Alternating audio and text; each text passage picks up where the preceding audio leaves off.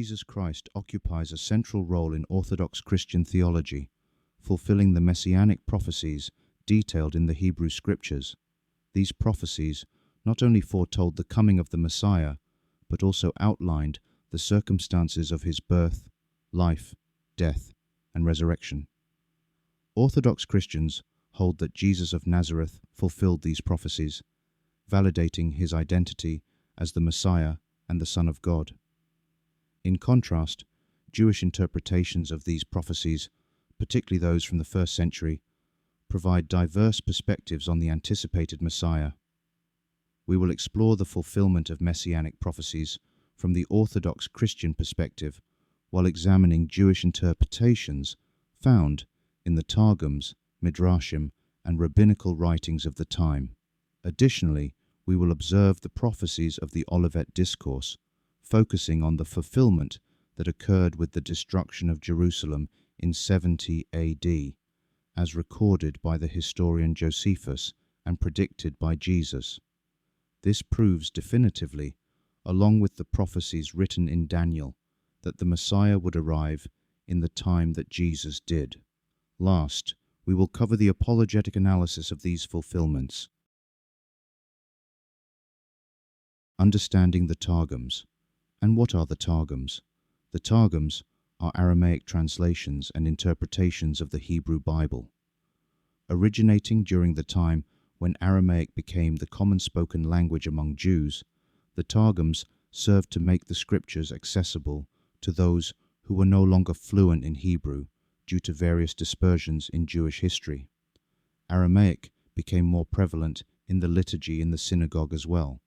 They were often read alongside the Hebrew text in synagogues, providing both translation and commentary. The Targums are not merely literal translations, but often include expanded explanations, paraphrases, and interpretations, reflecting the theological and cultural understandings of the Jewish communities of the time. They offer valuable insights into how Jews of the Second Temple period interpreted their sacred texts, particularly concerning Messianic expectations and how the people would have understood the words of John the Baptist, Jesus Christ, and the prophetic expectations of the day. Orthodox Christianity views Jesus as the fulfillment of the Old Testament prophecies that predicted the coming of the Messiah. These prophecies address various aspects of his identity, mission, and the nature of his kingdom. There are over 300 prophecies that were fulfilled in the person of Jesus Christ. We will focus on some of the most important fulfillments which reflect on that identity, mission, and kingship. The virgin birth. Therefore, the Lord himself will give you a sign. Behold, the virgin shall conceive and bear a son, and shall call his name Emmanuel. Isaiah 7:14. The word used for virgin here is Alma, which means a young woman of marriageable age who is not yet married. In biblical times, it would be expected that an unmarried, sexually mature woman would be a virgin. It is used only 7 times in the Hebrew Bible, and on all occasions, except possibly one in Proverbs, implies a virgin. The word Betula is the more common word which is generally used for a virgin, but there are occasions when the woman referred to may not be a virgin. For example, in Joel 1 verse 8, where it refers to a young woman mourning for the husband of her youth, or in Isaiah 47 verse 1, where it is used to describe Babylon, a pagan nation known for its immorality.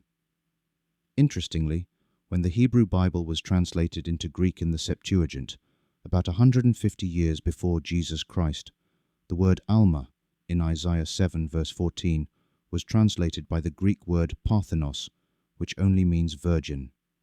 This suggests that the translators understood the prophecy to be referring to a virgin birth. The passage also begins with a word from the Lord that this is to be a sign, or in Hebrew the word oth, which implies something supernatural or miraculous. There is nothing miraculous in a young woman of marriageable age conceiving a child. There is something miraculous in a virgin conceiving a child. Jesus' birth from the Virgin Mary fulfills this prophecy. The name Emmanuel meaning God with us, emphasizes the divine nature of the Messiah. Matthew 1, verse 22 to 23. Birthplace in Bethlehem. The prophecy. But you, Bethlehem Ephrathah, though you are little among the thousands of Judah, yet out of you shall come forth to me the one to be ruler in Israel, whose goings forth are from of old, from everlasting. Micah chapter 5, verse 2. Jesus was born in Bethlehem, fulfilling the prophecy that the Messiah would come from this small town. Matthew chapter 2, verses 1 to 6. The lineage from David, the prophecy, the days are coming, declares the Lord, when I will raise up for David a righteous branch, a king who will reign wisely and do what is just and right in the land. Jeremiah chapter 23, verse 5. Fulfillment. Jesus is recognized as a descendant of King David, fulfilling the prophecy that the Messiah would come from David's line. The prophecy being found in Matthew chapter 1, verse 1, Luke chapter 3, verse 31. The suffering servant, the prophecy. But he was wounded for our transgressions, he was bruised for our iniquities. The chastisement for our peace was upon him, and by his stripes we are healed. Isaiah chapter 53, verse 5. Jesus' suffering and crucifixion are seen as the ultimate fulfillment of Isaiah's prophecy of the suffering servant, the New Testament fulfillment being talked about in 1 Peter chapter 2, verse 24, and in Matthew chapter 27 and verse 26. The Triumphal Entry. Rejoice greatly, O daughter of Zion. Shout, O daughter of Jerusalem. Behold, your king is coming to you. He is just, and having salvation, lowly, and riding on a donkey, a colt, the foal of a donkey. Zechariah 9:9. Jesus' entry into Jerusalem on a donkey, celebrated on Palm Sunday, fulfilled this prophecy. See Matthew 21, 4-5. The betrayal for 30 pieces of silver. So they weighed out for my wages 30 pieces of silver. And the Lord said to me, Throw it to the potter. That princely price they set on me. So I took the 30 pieces of silver and threw them into the house of the Lord for the potter. Zechariah 11:12-13. Judas Iscariot betrayed Jesus for 30 pieces of silver, which was later used to buy the potter's field, fulfilling this prophecy. See Matthew 26:14-15, 27:3-10. Crucifixion and piercing of hands and feet. For dogs have surrounded me, the congregation of the wicked has enclosed me. They pierced my hands and my feet. Psalm 22:16.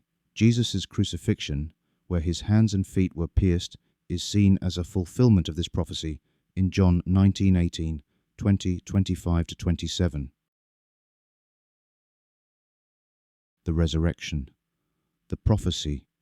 For you will not leave my soul in Sheol, nor will you allow your Holy One to see corruption. Psalm 16, verse 10. Jesus' resurrection is viewed as the fulfillment of this prophecy, affirming his divine nature and victory over death. He was buried and raised on the third day as talked about in Acts 2:31 and Matthew 28:6. First century Jewish interpretations of Messianic prophecies. The Jewish understanding of Messianic prophecies in the first century was diverse and multifaceted. The interpretations found in the Targums, Midrashim, and rabbinical writings provide a glimpse into the expectations and beliefs of the Jewish people during this period. Jews today, and others who interpret the prophecies, say such things as, well, the context doesn't fit. How can such little passages, sometimes 2 or 3 sentences, fulfill such significant prophecies? The truth is, the interpretations then were well more significantly aligned with Christian thought of the prophecy than current Orthodox Jews or rabbinic interpretations after the fall of Jerusalem in 70 AD. The birthplace of the Messiah. Targum Jonathan on Micah 5:2 explicitly mentions Bethlehem as the birthplace of the Messiah, confirming the widespread Jewish belief that the Messiah would come from this town. This expectation is reflected in the Gospel of Matthew, where the chief priests and scribes tell Herod that the Messiah is to be born in Bethlehem, Matthew 2:4-6. The interpretation of Isaiah 53, known as the suffering servant passage, was debated among Jewish scholars. The Targum Jonathan on Isaiah 53 often interprets the suffering servant as the people of Israel, rather than an individual Messiah. However, some rabbinical interpretations, including those found in the Midrash of the section of Scripture, hint at the possibility of a Messianic figure who would suffer for the sins of others. The Midrash Tanhuma includes interpretations that suggest the Messiah would endure suffering on behalf of Israel, a concept that aligns with Christian interpretations of Jesus' passion. It states, "The rabbis said, 'The Messiah, what is his name?' The rabbis say, 'The leper scholar,' as it is said, 'Surely he hath borne our griefs and carried our sorrows. Yet we did esteem him a leper, smitten of God, and afflicted.'" Isaiah 53 verse 4. Zechariah 9 verse 9 presents the Messiah as a king who is just and having salvation, lowly, and riding on a donkey. This prophecy was understood by many Jews as a description of the Messiah's humility and meekness, in contrast to the image of a conquering warrior. The Targum Jonathan on Zechariah 9 verse 9 interprets this verse as referring to the Messiah, emphasizing his spiritual role rather than political power. Other rabbinic interpretations within the Babylonian Talmud, such as Sanhedrin 98, states the nature of the Messiah's arrival. One opinion, drawing on Zechariah 9 verse 9, suggests that if Israel is righteous, the Messiah will come in the clouds of heaven, as in Daniel 7 verse 13. But if they are not, he will come lowly and riding on a donkey, reflecting the humility described in Zechariah. Midrash on Psalms 2 verse 9. This Midrash interprets the phrase, "Your king comes to you," as referring to the Messiah, who will come in a manner that reflects the spiritual state of the people. If they are deserving, the Messiah will come swiftly. If not, he will come humbly on a donkey. Rashi, the famous medieval Jewish commentator, interprets Zechariah 9 verse 9 as a prophecy of the Messiah's coming. He emphasizes that the king's humility and the fact that he rides on a donkey indicate his peaceful nature and the just manner in which he will rule. Jewish views on the divinity of the Messiah were complex and varied. Some rabbinic writings, such as those in the Targumim and Midrashim, contain allusions to the divine attributes of the Messiah, though these were often couched in mystical or esoteric terms. For instance, the Targum Jonathan on Isaiah 9 verse 6 refers to the Messiah as the mighty God, indicating an acknowledgement of the Messiah's divine nature. It states, "The prophet said to the house of David, 'For to us a child is born, to us a son is given, and he will accept the law upon himself to keep it. And his name will be called before the Wonderful Counselor, the Mighty God who lives forever, the Messiah, in whose days peace shall increase upon us.'" Similarly, the Midrash on Psalms speaks of the Messiah being enthroned at God's right hand, a position of divine authority. Such positions are seen in Midrash Psalms 21 verse 1. The Midrash speaks of the Messiah as having a divine nature. God desired to create the world for the sake of the Messiah. For the Messiah has a divine nature, and he is mighty in strength, and the light of the Messiah will outshine the sun and moon. Midrash, Genesis, Rabbah 1 and 1. This Midrash interprets the creation narrative as being for the sake of the Messiah, implying that the Messiah was pre-existent in God's plan and possesses a unique exalted status that aligns with divine purposes. In the Talmud Sanhedrin 98b, while discussing the potential names of the Messiah, the Talmud mentions that the Messiah's name is Yinon, a name that suggests eternal existence, hinting at a connection to divine eternality. The Olivet Discourse, delivered by Jesus and recorded in the Synoptic Gospels within Matthew 24, Mark 13, and Luke 21, contains a series of prophecies about the destruction of the Jerusalem temple, the end times, and the coming of the Son of Man in power and glory. Orthodox Christians interpret the destruction of Jerusalem in 70 AD as a fulfillment of these prophecies. The destruction of the temple, the prophecy. Then Jesus went out and departed from the temple, and his disciples came up to show him the buildings of the temple. And Jesus said to them, "Do you not see all these things? Assuredly, I say to you, not one stone shall be left here upon another that shall not be thrown down." Matthew 24, verses 1-2. The fulfillment, the Roman siege of Jerusalem in 70 AD, led by General Titus, resulted in the complete destruction of the temple, fulfilling Jesus' prophecy. The destruction was so thorough that the temple was reduced to rubble.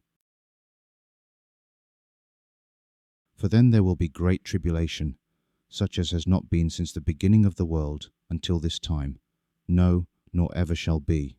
Matthew chapter 24, verse 21. The siege of Jerusalem was marked by extreme suffering, famine, and mass slaughter of the Jewish people living there. Josephus, in his work The Wars of the Jews, describes the horrors of the siege, noting that it was a time of unprecedented tribulation. Therefore, when you see the Abomination of Desolation, spoken of by Daniel the prophet, standing in the holy place, whoever reads, let him understand, then let those who are in Judea flee to the mountains. Matthew chapter 24, verses 15-16. The Abomination of Desolation is interpreted by Orthodox Christians as the Roman standards, which bore the image of Caesar and were considered idolatrous, being placed in the Holy of Holies during the siege. This act of desecration is seen as fulfilling the prophecy. The sign of the Son of Man. Then the sign of the Son of Man will appear in heaven, and then all the tribes of the earth will mourn, and they will see the Son of Man coming on the clouds of heaven with power and great glory. Matthew chapter 24, verse 30. Some early Christian writers and Orthodox tradition interpret this prophecy symbolically, as the destruction of Jerusalem was seen as a manifestation of Christ's authority and judgment. Josephus records strange phenomena in the sky during the siege, which some interpret as signs of divine judgment. Josephus' account of the siege of Jerusalem. Flavius Josephus, a first-century Jewish historian, provides a detailed account of the events leading up to and including the destruction of Jerusalem in his work, The Wars of the Jews. His writings offer a historical perspective on the fulfillment of Jesus' prophecies that became reality. As Jesus said, Jerusalem would receive judgment upon the city in that generation in Matthew 24:34. Josephus describes a vision of chariots and soldiers running through the clouds, which he interpreted as a divine sign of impending judgment. This account is often cited by Orthodox Christians as a historical confirmation of the fulfillment of Jesus' prophecy about signs in the heavens. Josephus. The Wars of the Jews, Book 6, Chapter 5, Section 3. Besides these, a few days after that feast, on the 21st day of the month Iyar, a certain prodigious and incredible phenomenon appeared. I suppose the account of it would seem to be a fable, were it not related by those that saw it, and were not the events that followed it of so considerable a nature as to deserve such signals. Before sunsetting, chariots and troops of soldiers in their armour were seen running about among the clouds and surrounding of cities. Josephus provides a vivid description of the suffering during the siege, including famine, internal strife, and mass slaughter. His account reflects the Great Tribulation that Jesus foretold. Josephus's descriptions emphasize the severity of the suffering, which he describes as unparalleled in Jewish history. Millions perished, and Jesus foretold that this judgment would fall upon Jerusalem because they did not see the time of his visitation when he came into Jerusalem riding on a donkey. Luke states in chapter 19, verse 41 through 44, "As he approached Jerusalem and saw the city, he wept over it and said, 'If you, even you, had only known on this day what would bring you peace, but now it is hidden from your eyes. The days will come upon you when your enemies will build an embankment against you and encircle you and hem you in on every side. They will dash you to the ground, you and the children within your walls. They will not leave one stone on another, because you did not recognize the time of God's coming to you.'" Orthodox Christian apologists often emphasize the fulfillment of Messianic prophecies as evidence of Jesus' divine mission. Several key arguments are commonly presented. The prophecies fulfilled by Jesus are noted for their specificity, particularly regarding his birth, lineage, and suffering. Apologists argue that the precise fulfillment of these prophecies in the life of one individual, Jesus of Nazareth, is beyond the realm of coincidence and points to divine orchestration, as well as the descriptive timing. Orthodox apologists highlight the sheer number of prophecies fulfilled by Jesus as further evidence of his messianic identity. The convergence of multiple prophecies, from his virgin birth to his resurrection, is seen as a powerful testament to his role as the promised Messiah. The historical accounts of the events surrounding Jesus' life, particularly those recorded by non-Christian sources like Josephus, Tacitus, Pliny the Younger, Suetonius, and many more, are used to corroborate the gospel narratives, but more specifically, the historicity of Jesus Christ. The destruction of Jerusalem in 70 AD and the detailed fulfillment of Jesus' prophecies in the Olivet Discourse are presented as significant historical validations of his specific prophetic authority when he was present on earth and ushered in the end of that age. Orthodox Christian apologists often argue that the fulfillment of messianic prophecies in Jesus is consistent with the overarching narrative of Scripture. The prophecies are seen as part of a divine plan that unfolds throughout the Old and New Testaments, culminating in the person and work of Jesus Christ. The prophecy of Jesus as the Messiah and their fulfillment is a central theme in Orthodox Christian theology, demonstrating the continuity and reliability of Scripture. The prophecies of the Old Testament, seen through the lens of Orthodox Christian belief, point to Jesus as the promised Messiah who fulfills the divine plan of redemption. The first-century Jewish interpretations of these prophecies, as reflected in the Targums, Midrashim, and rabbinical writings, provide valuable insights into the diverse expectations of the Messiah during that period. The destruction of Jerusalem in 70 AD, as predicted by Jesus and recorded by Josephus, serves as a historical confirmation of Jesus' prophetic authority. The apologetic arguments surrounding these fulfillments continue to be a cornerstone of the Orthodox Christian faith, offering both believers and seekers compelling reasons to consider the claims of Jesus Christ, and that he fulfills definitively the promises of the Messiah. His kingdom that has no end continues on to expand forever and ever unto the ages of ages.